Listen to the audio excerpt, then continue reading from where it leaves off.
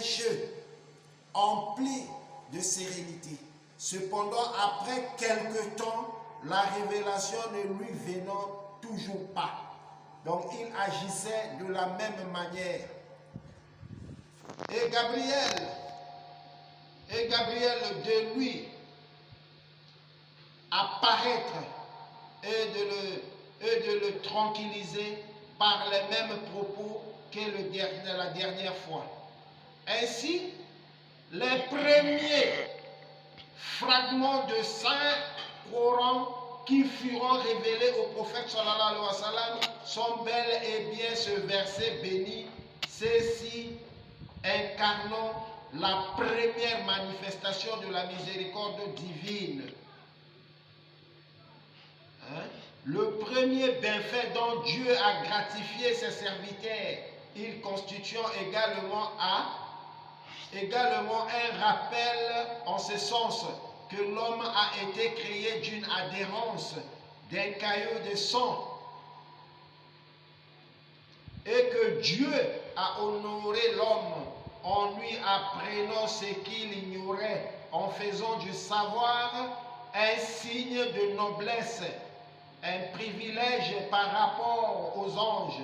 Or, le savoir se trouve soit dans l'esprit, soit sur les langues.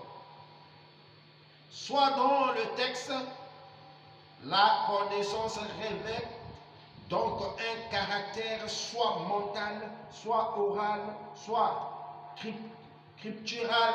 Or, les scriptures impliquent nécessairement les deux autres éléments, alors que le réciproque n'est pas vrai. Voilà pourquoi Dieu dit, lis, ton Seigneur est le très noble qui a enseigné par la plume le calame, enseigné à l'homme ce qu'il ne savait pas. C'est-à-dire, nous avons vu les premiers paragraphes que Allah subhanahu wa ta'ala explique à l'être humain.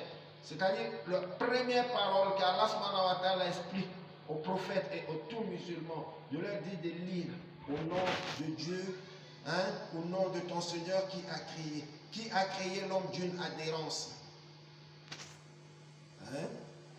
Allah subhanahu wa ta'ala a créé l'homme d'une adhérence.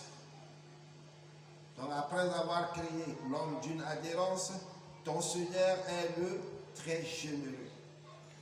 Donc c'est le Seigneur qui est généreux. Après cela, qui a enseigné à l'homme, et qui a enseigné l'homme par la plume le calame, a enseigné l'homme ce qu'il ne savait pas. Voilà un peu les premières parties de cette explication. Donc les explications que nous venons d'entendre ici, c'est pour dire que l'être humain doit reconnaître les bienfaits d'Allah. Tu comprends là où tu viens et où tu pars. Parce que l'être humain, comme le prophète nous a toujours dit, il a dit que quand la femme tombe enceinte, ça c'est avant les recherches scientifiques, avant que les médecins viennent. Mais le prophète a dit, à l'époque là, quand la femme tombe enceinte, 40 jours, rien n'est dans sa ventre que juste une adhérence. Après 40 jours, ça devient un caillou de sang. Après 40 jours, ça devient boule de chair qui respire. 40 jours encore, ça devient quoi? L'être humain complet.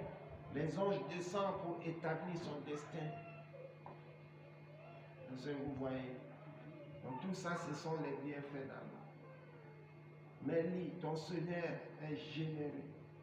Oui, c'est vrai. Allah subhanahu wa ta'ala est très généreux. Regarde le bienfait qu'il nous fait. C'est Allah qui nous a créés, mais il y a des gens qui sont contre Allah. Mais avec tout ça, il est le miséricordieux. Il y a des gens qui ne prient pas. Ils ne connaissent pas Allah. Ils ne cherchent même pas à connaître. Il y a des gens qui sont des criminels. Ils font tout ce qu'ils veulent. Mais Dieu leur donne à manger. Ils ont la paix chez eux. Ils ont de quoi ils en ont besoin. Mais tout ça, c'est le bienfait d'Allah subhanahu wa ta'ala. Et c'est pourquoi on dit Ar-Rahman. Il ne se fatigue jamais. toujours là